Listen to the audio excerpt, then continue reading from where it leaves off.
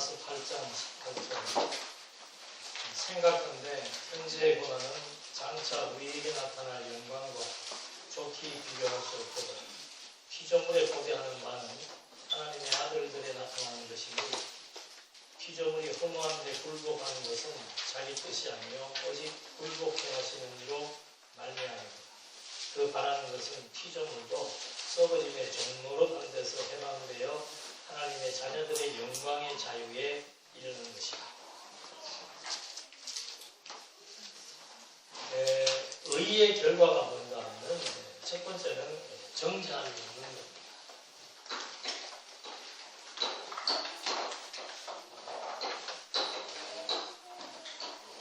정죄함이 없다는 것은 이제는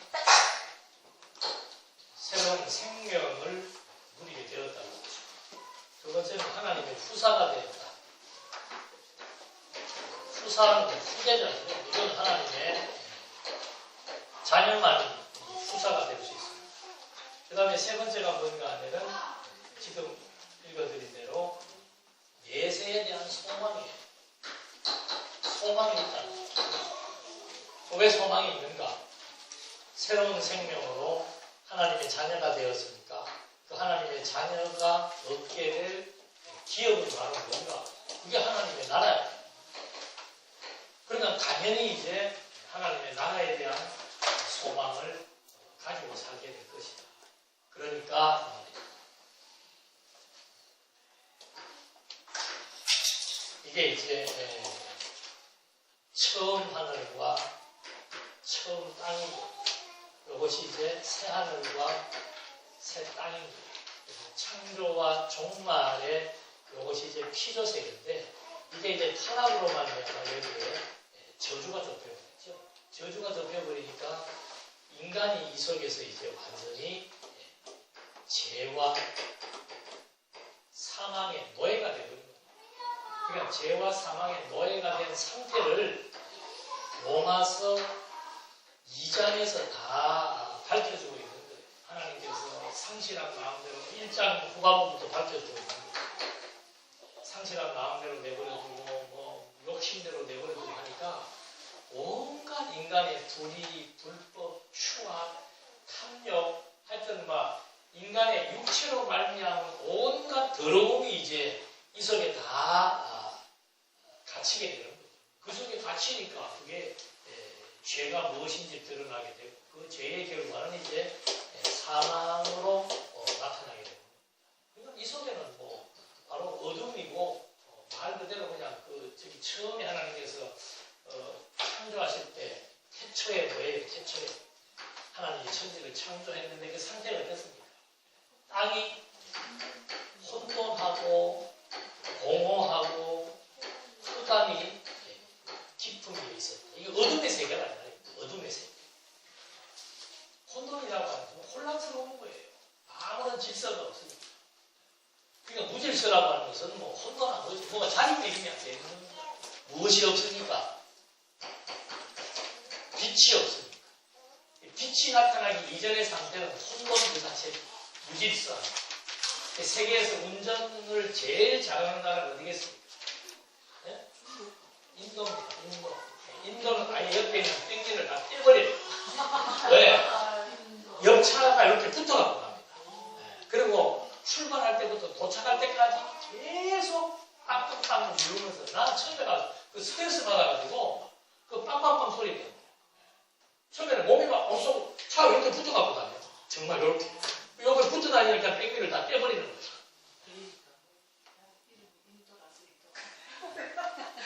그만큼 무질서하니까 혼돈하고 우리 말로 형용할 수가 없는 거죠. 그리고 거기는 거짓말 잘하는 사람이 똑똑한 사람이라고 그러잖아요. 어둠의 세계가 바로 그 빛이 나타나기 이전의 세계가 그런 세계입니다. 공허라고 하는 것은 뭔가 상실감 텅 비어버리는 거죠. 예? 뭔가 꽉 차야 되는데 차지 못하고 텅 비어버리니까 그것으로 인해서 주어지는 공황장애, 상실감 이거는 말로 형용할 수 없습니다. 세상에 대한 상실이든 사람에 대한 상실이든 이 상실 판단은 이것은 엄청난 스트레스가 될 수밖에 없습니다. 그 다음에는 뭐예요? 흑암, 공포죠. 공포. 그러니까 처음에 하나님께서 이 피조 세계를 만들어 놓은 상태가 이런 상태였는데 빛이 나타남으로 말미암아 이제 혼돈 가운데서 질서가 잡히고 텅 빈 가운데서 충만한 상태가 유지되고 흑암이 깊은 위에 있을 때 이제 여기에 광명이 나타나게 됩니다. 똑같은 상태예요. 지금 그리스도가 오시기 이전 상태에서 이런 상태에서 완전히 혼돈과 상실감과 두려움에 의해 사는 죄와 사망의 두려움, 죽을까봐 두려워하고 모든 재산이 없어질까봐 두려워하고 건강을 잃을까봐 두려워하고 모든 것이 두려움 속에 있습니다. 그러니까 한순간도 마음을 놓을 수가 없습니다. 그러니까 오직했으면 전도서 기자가 없는 사람들이 도리어 노동자들이 잠을 잘 자는 이유가 뭔가 하면은 뭐 지킬 게 있어야지. 예? 여러분 지킬 것 없는 것이 평안한 걸 아십시오. 우리는 문을 놓고 타는 때가 많아. 집사람이 깜빡깜빡 하는데 가면 문이 그대로 열려. 어디 봐. 하루 종일 갔다 왔는데 문이. 그러니까 두려움이 없는 이유는 뭐예요? 찾을 게 없어. 집에 들어가면 뭐 찾아야 될 일이 없어요. 얼마나 평안한 겁니까? 근데 만약에 집안에 막 금두꺼비가 있고 막 현찰을 어디다 쌓아놨으면 절대 문 안 잠그고 다니겠죠. 안 열고 다니겠죠. 똑같은 거예요. 그래서 그렇게 인간이라고 하는 것이 이렇게 늘 이 속에 살면서는 모든 것이 불안하고 초조하고 근심, 염려, 두려움 속에 휩싸일 수밖에 없습니다. 그래서 이걸 갖다가 율법으로 말미암아 죄와 사망 가운데 처한 저주받은 인간이라고 합니다. 거기에서 그리스도가 우리를 어떻게 했다는 거예요? 의와 생명으로 채워줬다는 거죠. 그래서 모든 것으로부터 여기서 주어지는 모든 혼돈과 공허와 흑암으로부터 주어지는 공포와 불안과 초조와 근심으로부터 뭐 해준 거예요? 해방시켜주는 거죠. 자유를 얻게 했다는 거죠. 그냥 평안한 거죠. 모든 것으로부터 다 벗어날 수 있으니까 평안한 거라. 그래서 지금 이 상태를 바울이 말해주고 있는 거예요. 과거에는 우리가 여기에 있었지만 지금은 이제 정죄함이 없는 이유는 뭔가? 여기에 다시 들어갈 필요가 없는 이유가 뭔가? 이걸 그리스도가 단절시켜. 완전 100% 차단, 단절시켜버렸고 이제는 우리가 이 상태에서 살게 돼요. 이 상태에 살게 되는 것이 바로 뭔가? 생명, 새 생명으로 산다는 거예요. 죽은 생명이 아니고 이제는 새 생명으로 살게 되었고 여기는 사단의 노예가 되었다면 이제는 하나님의 자녀가 되었다. 하나님의 자녀가 되었습니다. 자녀들은 반드시 아버지가 뭘 주는 거예요? 유산을 남깁니다. 그 유산이 바로 뭔가? 그게 바로 이 하나님의 그러니까 현재의 고난은 여기에 살면서 그래도 육체를 욥기서 공부한 대로 육체를 입고 있기 때문에 때로는 그 육체의 욕망 때문에 두려움과 근심과 염려와 여러 가지 많은 것들로 인한 고통을 겪을 수 있다. 그러나 여기서 당하는 현재 고통이라고 하는 것은 여기로부터 주어지는 가치와 비교할 수가 없다는 거예요. 그게 지금 바울이 해주는 거예요. 우리가 여기에서 벗어나서 이 상태로 있다라고 하는 이것이 무슨 의미인가? 그걸 지금 말해주는 거예요. 그 의미의 첫 번째가 뭔가? 소망이 있다. 왜 소망이 있는가? 하나님의 자녀이기 때문에 소망이 있다. 하나님이 어떤 분이시길래? 하나님이 영원한 하나님 나라의 주인이니까 이분이 우리에게 지금 이 나라를 무엇으로 준다? 상속해 준다. 그래서 그 상속받을 것이 있으니까 소망이 있는 거예요. 상속받을 것이 없으면 어떻게 해요? 부모가 돌아가셔도 별로 그렇게 기대할 게 없죠. 그러나 부모님이 지금 대금을 갖고 계시다가 돌아가시면서 그것을 나를 준다고 법적으로 딱 약속을 해줬으면은 내가 지금 내 손에는 지금 100억이 안 들어왔지만은 나는 지금 한 달에만 500달이 월급쟁이로 살지만은 그 약속된 100억의 증서가 내게 있기 때문에 소망이 있어요, 없어요? 그런다고 부모님이 빨리 돌아가라고 소망은 안 가지겠지만 똑같은 이치예요. 그러니까 이게 이제 우리에게 관건이에요. 이게 정말로 존재하느냐. 정말로 존재하는가? 그리고 그게 정말로 가치로운가? 이거에 따라서 소망을 여기에 둘 수도 있고 여기에 둘 수도 있고. 그러니까 교회가 이걸 안 가르치니까. 여러분, 교회가 하나님의 나라에 대해서 자세한 설명을 하는 교회가 별로 없습니다. 예수 믿으면 천국 간다는 소리를 하는데 천국이 진짜로 있는지, 어떻게 우리가 입증해 볼 수 있는지, 무엇 때문에 천국이 있다라고, 어떤 원리에 의해서, 어떤 증거에 의해서 천국이 있다라고 하는 것에 대한 확신을 가질 수 있는지 그 얘기는 없어요. 어느 사이트든지 들어가 보십시오. 기껏해 오늘 아침에 그거든.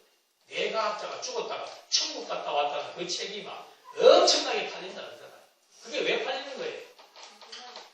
예수 믿는 사람들에게 천국에 대한 소개한 내용이 없으니까. 예? 아니, 뇌과학자가 죽었는데 그 사람이 보고 온 게 천국인지 아닌지 알 수가 있나 우리가? 예? 현실하고 너무도 다른데 당연히 다르겠지.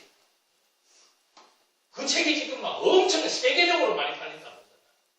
여러분들 책 팔러 한번 기절했다가 다시 살아나가지고 천국 갔다 온 거 리얼하게 하면 아마 잘 팔릴 것 같은데 유명인사라야 그렇지.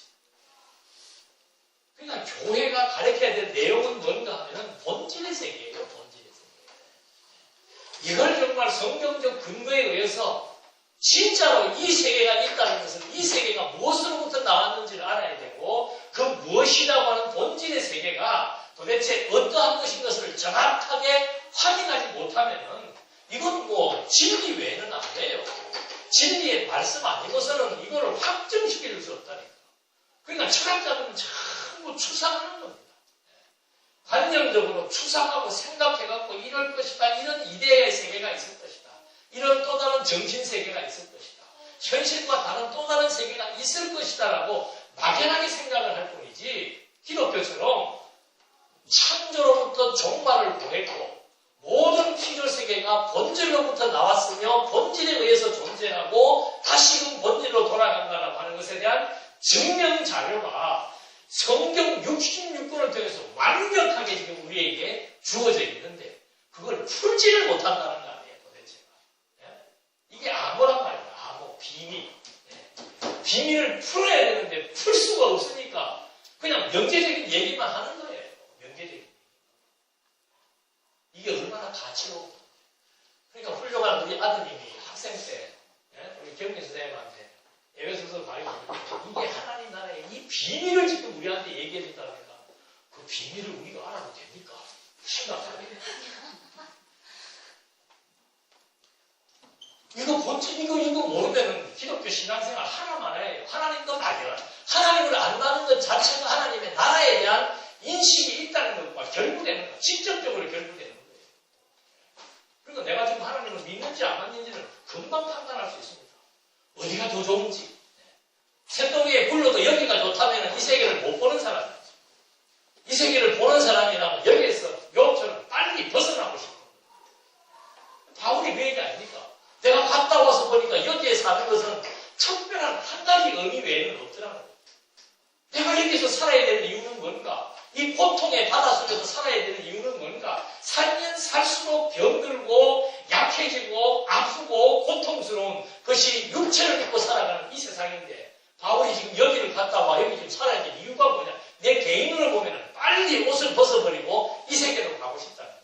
희망의 나라로 가고 싶다는 거예요. 단지 여기에 살아야 되는 이유가 있다면 이 영원하신 하나님 나라에 대한 소개를 하기 위해서 내가 사는 것 외에는 의미와 가치가 없다.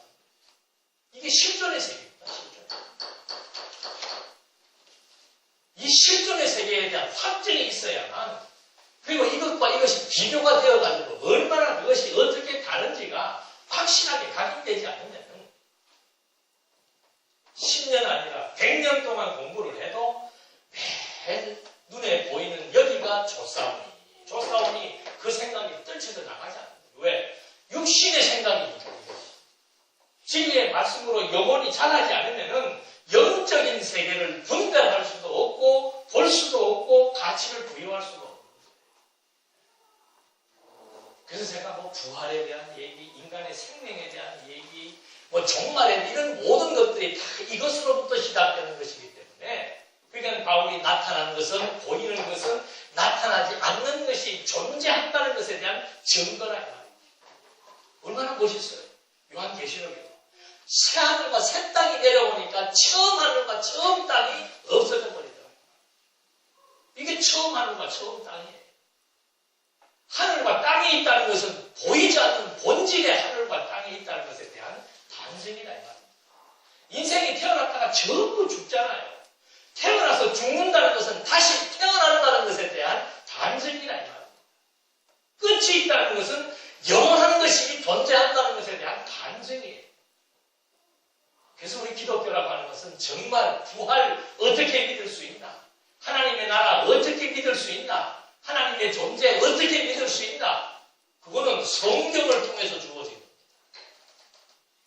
그래서 이 성경이 하나님의 말씀이라고 하는 것에 대한 신빙성이 확보되지 않으면 성경을 믿을 수 없기 때문에 성경이 말하고 있는 하나님과 하나님 나라에 대한 것도 믿음이 가지 않게 됩니다. 이 본질적으로 중요한 이 내용을 빼버리고 교회가 오전에 말씀드린 대로 매일 무엇을 먹을까, 입을까, 마실까 그거에 대한 비결을 전수해 주는 데가 교회인 줄 알아요.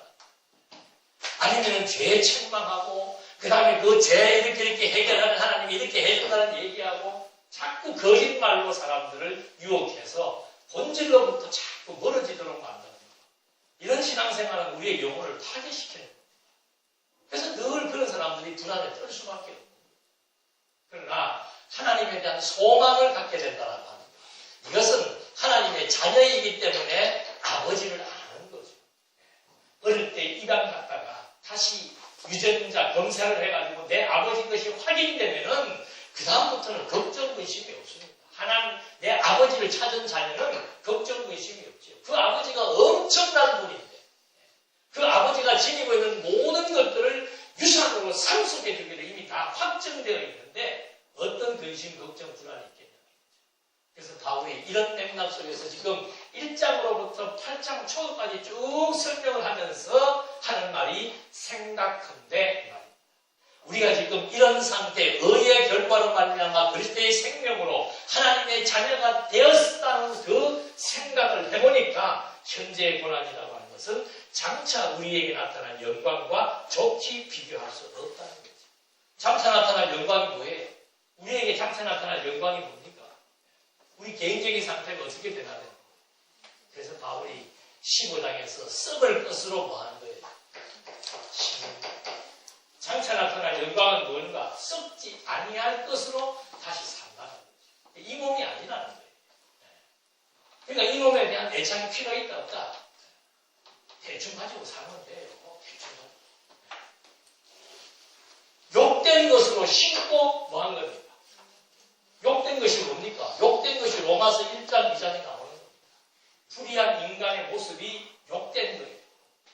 온갖 불의, 추악, 탐심, 탐욕, 죄덩어리 이런 모든 것들을 여기다 심어버리고 어떤 것으로? 이제는 기쁨과 자유와 평강과 하나님의 나라가 이루어지는 그 의의 상태로 내가 변화된다. 그리고 썩을 것으로 심고 썩지 아니할 것, 욕된 것, 영광스러운 것, 약한 것. 인간처럼 약한 존재는 없습니다. 약한 것 다 씹어버리고 이제는 영원히 병들지 않고 영원히 상처받지 않는 정말 강한 그리스도의 신령한 몸으로 덧입게 된다. 이것이 우리가 현재의 고난과 비교할 수 없는 영광이라고 지금 바울이 말하고 있는 거예요. 그러면서 피조물에 고대하는 바는 하나님의 아들들에 나타나는 것이니 피조물이 허무한데 굴복하는 것은 자기 뜻이 아니에요. 오직 굴복해 하는 이로 말미암습니다. 피조물도 지금 뭘 기다린다는 겁니까? 하나님의 아들들이 영광의 모습으로 나타나기를 고대한다는 거죠. 왜? 자기들도 괴로우니까. 자기들도. 이 피조 세계가 전부 독성이 있다.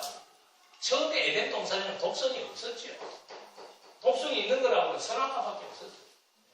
아무 걸 먹어도 다 몸에 피가 되고 살이 되는 건데 지금은 사내나는 약초도 잘못 먹으면 죽고 버섯도 잘못 먹으면 죽고 모든 것들이 다 독성이 있다는 거예요. 그러니까 피조 만물들도 어서 이 하나님의 아들들이 현재의 고난을 벗어버리고 장차 나타날 영광으로 드러나기를 지금 이 피조물들이 다 고대하고 있는 겁니다. 왜? 이게 지금 하나님의 뜻입니다.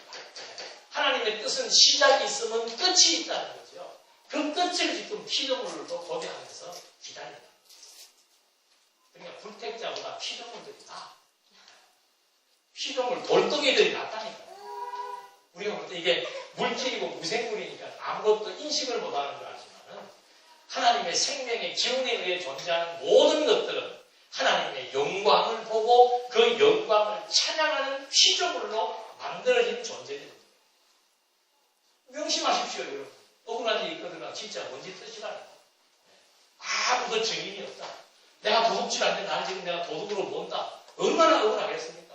속을 뭐 버선짝이라도 뒤집어 안 보여도 돼요. 내가 도둑질 안 했으면 먼지와 공기가 내가 도둑질 안 했다는 증인의 역할을 나중에 한단 말이에요. 억울할 거 없다니까.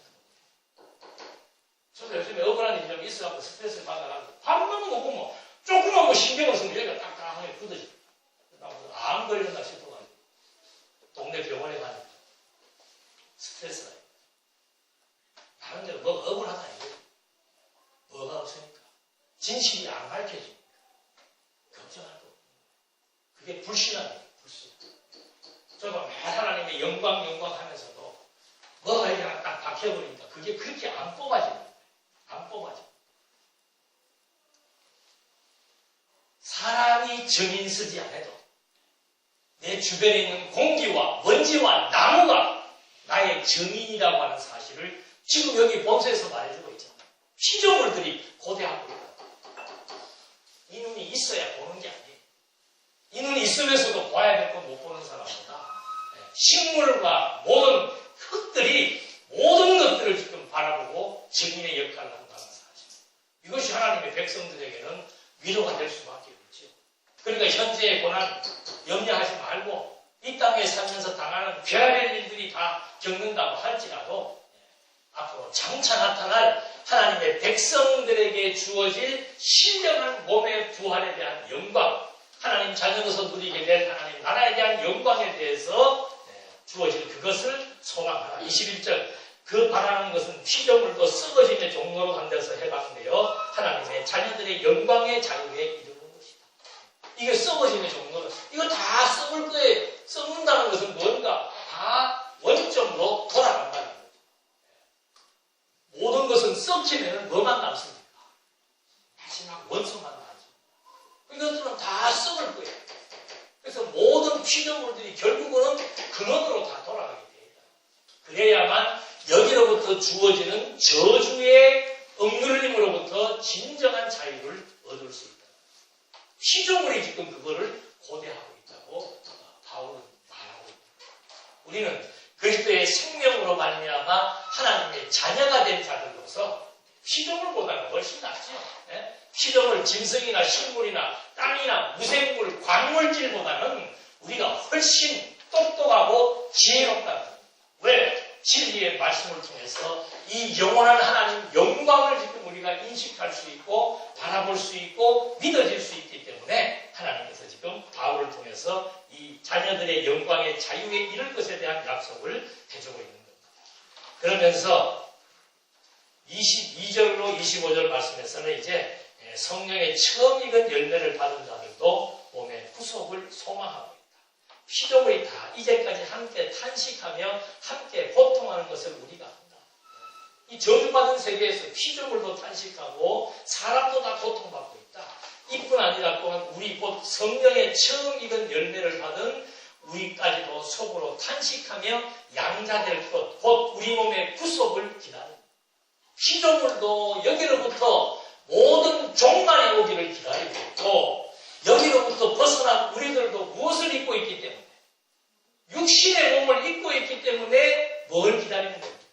우리 몸이 썩을 것으로 신고 썩지 않을 것으로 다시 살 구속을 지금 우리도 기다리고 있다. 그러니까 성도의 소망은 뭡니까? 어서 육신의 옷을 벗고 새 생명에 썩지 아니할 구속의 몸으로 달아있는 이것이 성도들의 소망이죠. 내 영혼이 은총이고 중한 재짐 벗고 보니 이건 말씀이 아니면 해결돼. 말씀이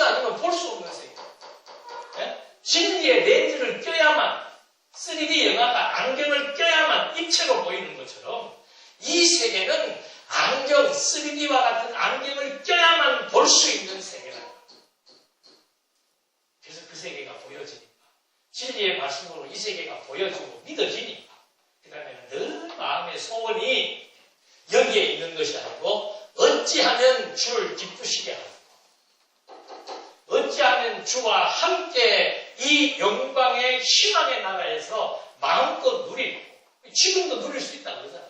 지금 왜? 영혼이 육체의 소욕으로부터 점점 빠져나올수록 우리가 누릴 수 있는 것은 뭔가? 하나님의 나라와 하나님 나라에 대한 기쁨이다. 하나님의 나라는 뭔가? 의와 기쁨과 평강이라고 그러잖아요.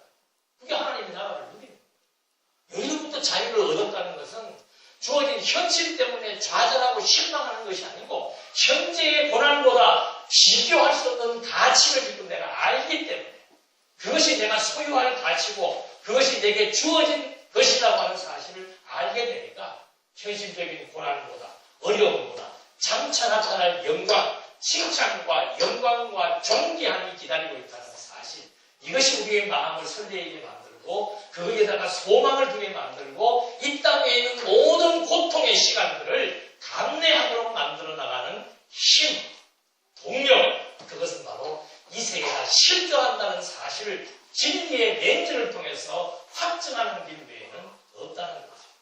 그래서 바울이 성령의 처음 익은 열매를 받은 자들 이건 바로 그리스도로 말미암아 새 생명을 얻은 자들의 소원 역시도 육신의 몸을 벗고 구속을 입게 될 것을 소망하고 있다고 말하고 있는 겁니다. 그렇게 말하고서는 이제 최종적인 것이 바로 뭔가 선하고 영화롭게 된다는 말을 해주는 겁니다. 여기 지금 소망의 나라를 지금 하나님의 나라를 소망하는데 네 번째가 뭔가 하면 그것이 영화로운 상태라는 말이죠. 이 땅에서 비교할 수 없는 가장 영화로운 상태라고 하는 사실을 여기서 밝혀주고 있습니다. 26절 한번 볼까요?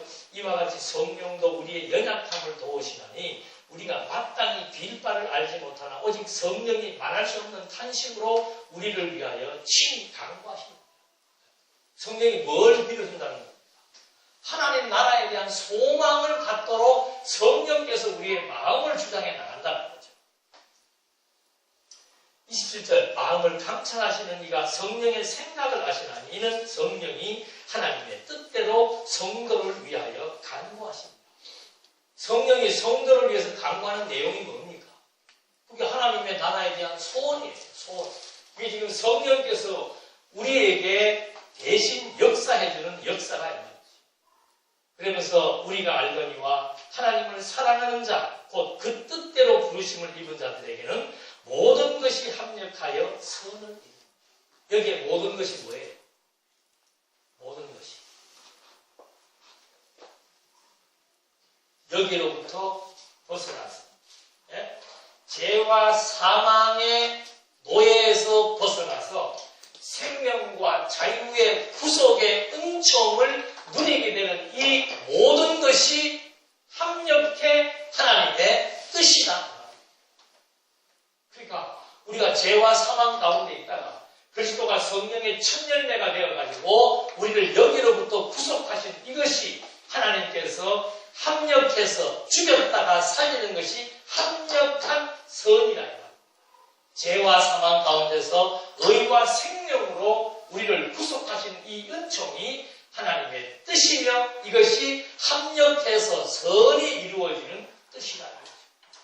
이거는 악한 것이고 이거는 선한 것이고 그래서 악한 데서 우리를 구출해 내어가지고 선한 하나님의 생명과 자유와 자녀로서의 소망을 가지고 살게 하신 이것이 합력한 하나님의 선한 뜻이라고 지금 바울이 여기서 밝혀주고 있습니다. 그래서 우리 성도의 최종적인 결과는 뭔가? 합력한 선, 영화로움이라고 지금 바울이 밝혀주고 있는 겁니다. 그러면서 그 영화로운 과정을 지금 29절부터 설명을 하는데 영화로운 과정은 뭔가? 하나님이 미리 아신 자들로 또한 그 아들의 형상을 본받게 하기 위하여 미리 정하셨나니 이는 그로 많은 형제 중에서 많아들이 되게 하려 하십니다. 또 미리 정하신 그들을 또한 부르시고 부르신 그들을 또한 의롭다 하시고 의롭다 하신 그들을 또한 영화롭게 해요. 지금 여기에 있는 자들을 이곳으로 이끌어내어 가지고 영화롭게 하시는 하나님의 승리의 과정을 지금 바울이 뭐라고 설명하는가 하면 이게 미리 아신 자들을 미리 정했다는 거죠. 그게 예정이다. 하나님께서 무엇을 예정했는가?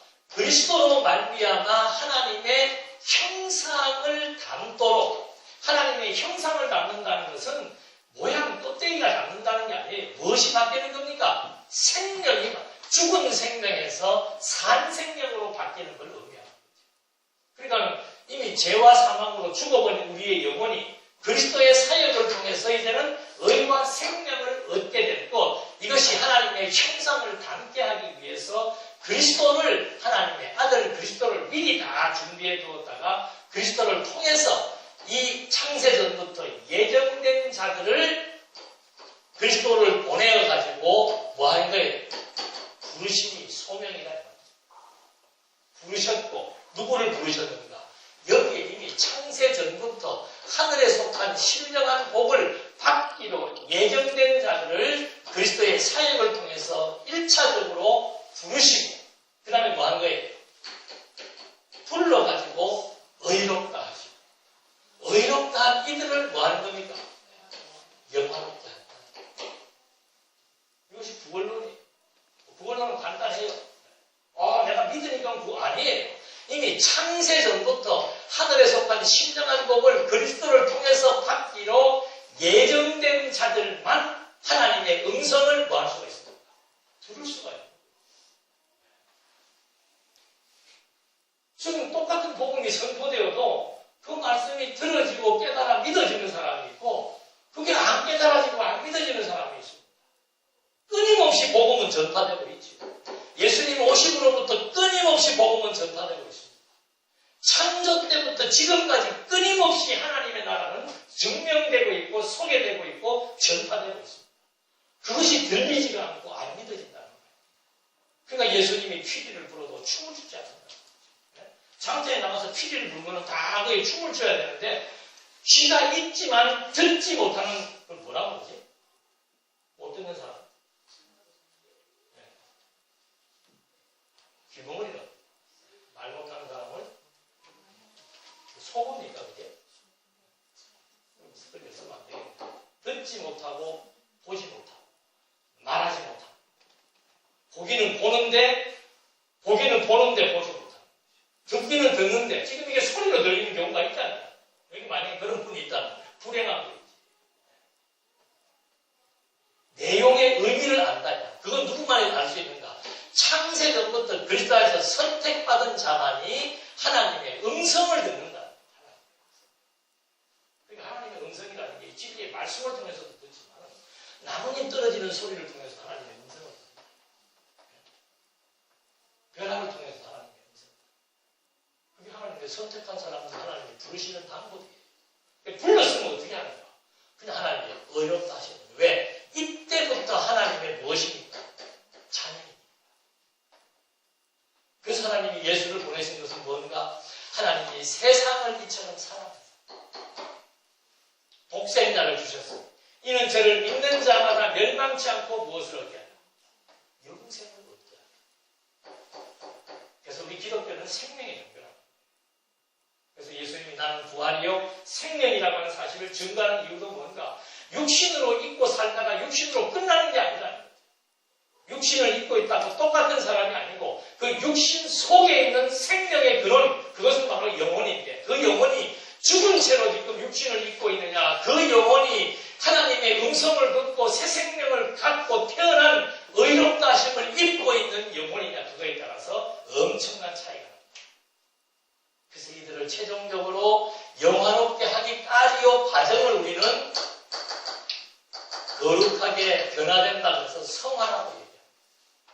점점 진리의 말씀으로 말미암아 영혼이 점점 자라나서 육신의 소욕을 점점 죽여나가면서 하나님의 형상을 닮아가는 이것이 성도들의 성화 과정이다. 성화 과정. 필수 과정입니다. 필수 과정. 말씀을 듣고 깨닫게 되면 자라게 되어 있습니다. 자라는 만큼 이 나라가 보이게 되어 있고, 이 나라가 보이는 만큼 여기에 소망을 두는 것이 아니고 여기에 소망을 두면서 살게 됩니다. 왜? 이것이 영화로운 본질의 세계입니다. 가장 영화로운 세계. 이 땅의 영화라고 하는 것은 결국은 다 낡아지고 썩어지는 것밖에 없어요. 그 영원한 것도 보여. 오늘도 뭐 뉴스 보니까 막 중국의 그 부자들이 뭐 멕시코인데 어디 남미에 있는 그 이상한 동물을 끌고 다닌다고 그래요. 그게 영화로움의 표시입니다. 미국에는 거부들이 사자나 호랑이를 집에서 키운다고 하잖아요. 중국은 조금 더 앞서 나가가지고 집에서 키우는 정도가 아니고 갖고 다니잖아요.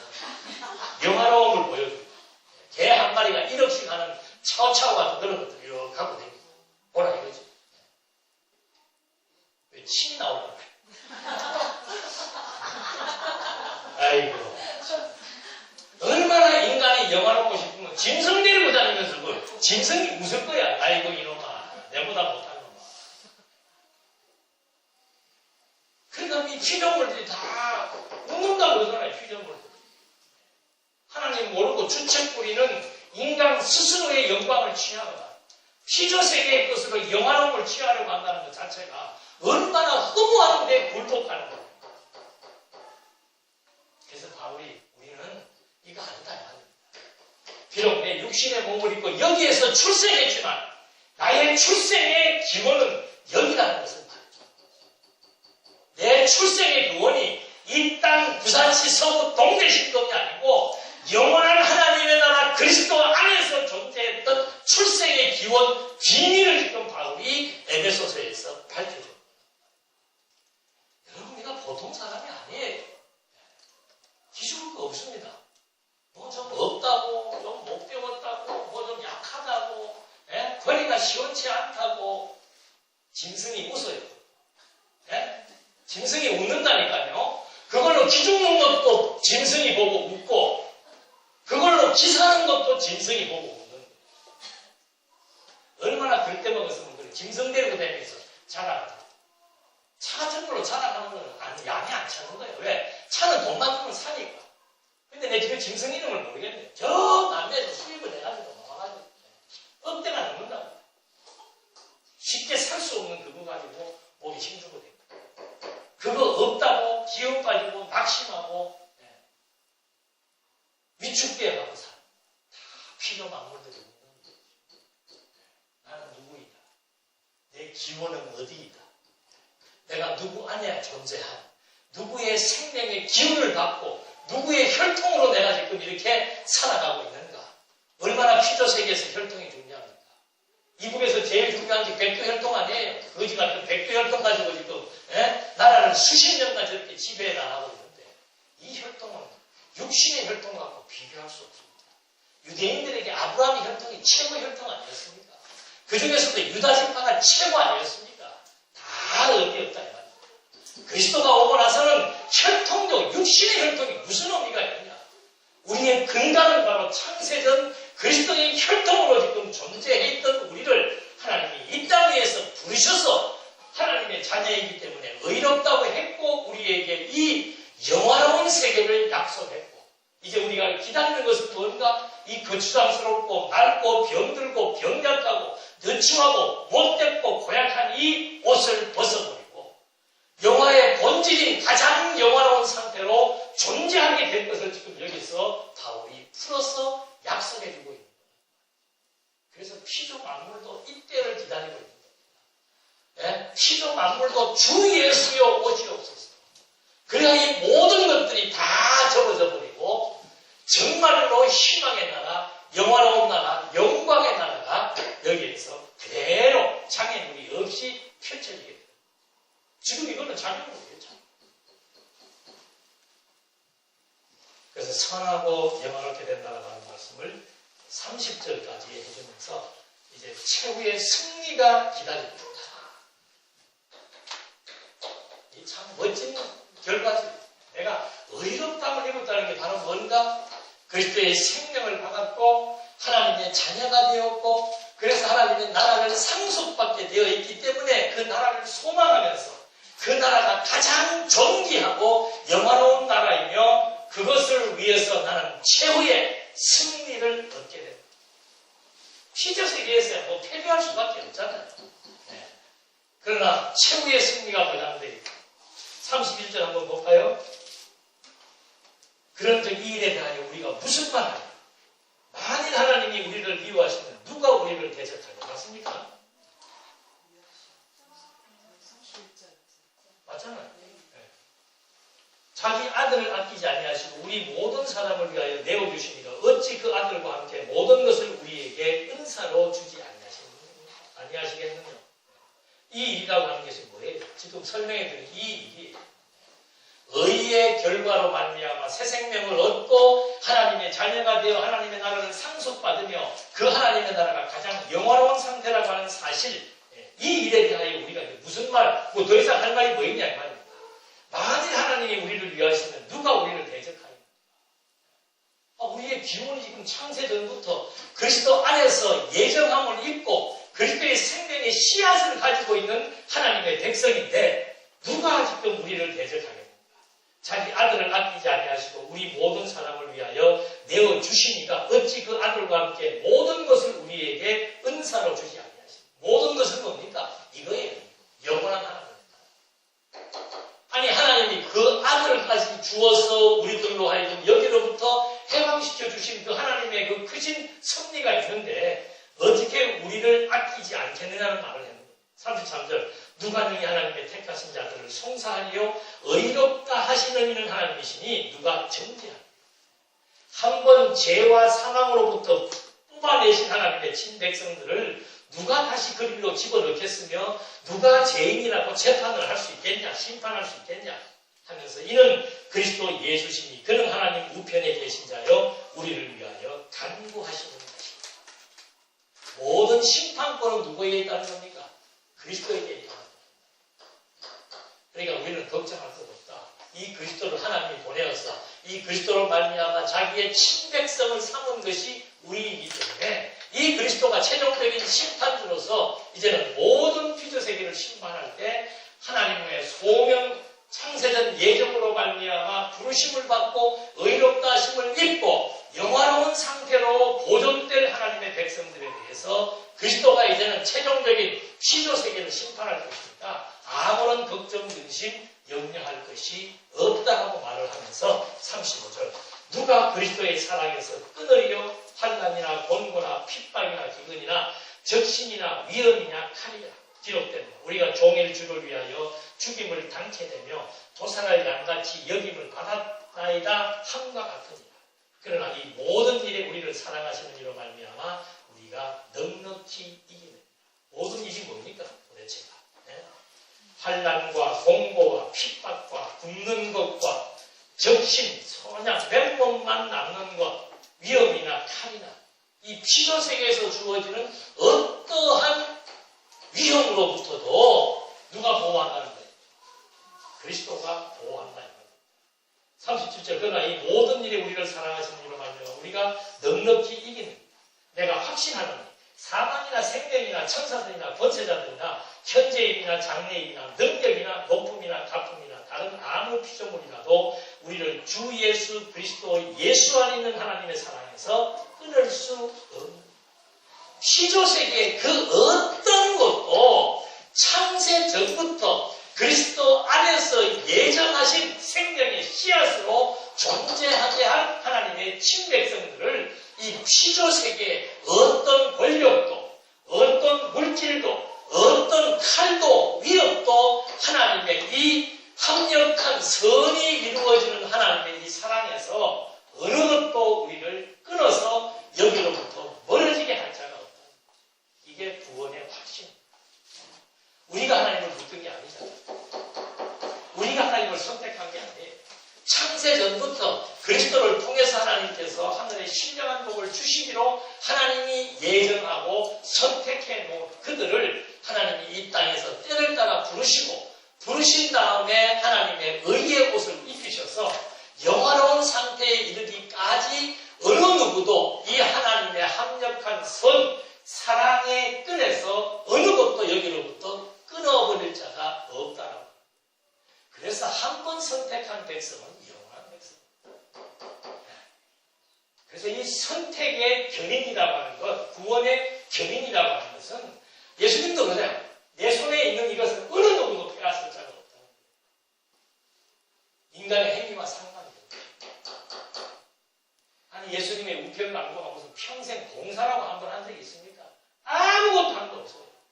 막판에 운 좋게 그냥 한 놈은 예수님을 조롱했고 똑같은 살인자인데 한 명은 진짜 그 본능이 눈으로 뭐하니까? 보이니까. 왜 보이는 거예요? 그가 이미 창세전부터 하늘의 신령한 복을 받기로 작정된 생명의 유전인자가 그 속에 있었기 때문에 하나님의 음성이 예수님의 말이 하나님의 음성으로 들렸고 그 음성을 통해서 예수가 하나님의 아들이심을 보여줬고 그러니까 그냥 아무 한 것도 없이 그냥 그 얼굴 한번 보고 아멘 하니까는 오늘 네가 나하고 낙원에 있습니다. 오늘부터 신앙생활 안 하셔도 마지막 죽기 직전에만 뭐 하시면 믿으시면은 구원받을 수 있습니다. 어렵고 힘들게 신앙생활 하실 필요가 없어요. 그럴 때 이게 잘하기 시작하면 이게 자꾸 좋아지기 때문에 말씀이 듣고 싶어서 듣게 되는 거예요. 들어야 되기 때문에 듣는 게 아니고 듣고 싶으면 들으면 좋으니까 자꾸 들어지게 되는 거예요. 그래서 자꾸 말씀에 의해서 자꾸 이 세계가 내 눈에 확장되어 보이기 시작합니다. 여기에 소망을 두게 되고 이 영화로움을 고대하게 되면서 하나님의 친백성으로 이렇게 사는 것 자체가 행복한 거죠. 우리는 뭐 예수 믿고 사는 게 고통스러운 줄 아니까 자꾸 힘들어하는데 예수 믿고 산다는 것 자체가 여기에서 하나님의 나라를 누리는 행복의 시간들이다.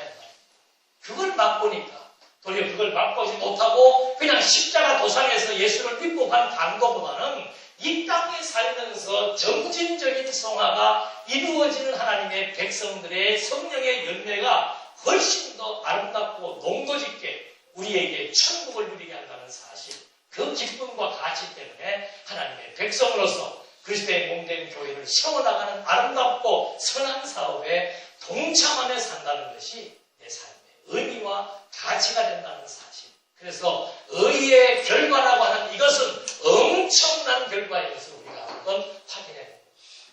생명의 변화가 주어졌습니다. 이제는 신분이 달라졌습니다. 하나님의 자녀가 되었습니다.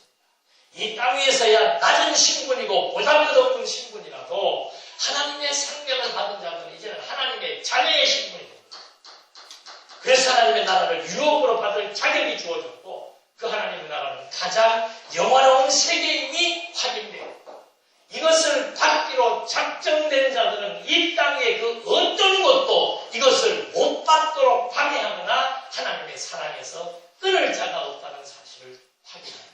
이것이 그리스도로 말미암아 주어진 의의 결과, 하나님의 친백성의 상태인 것을 확인합니다. 기도하시겠습니다.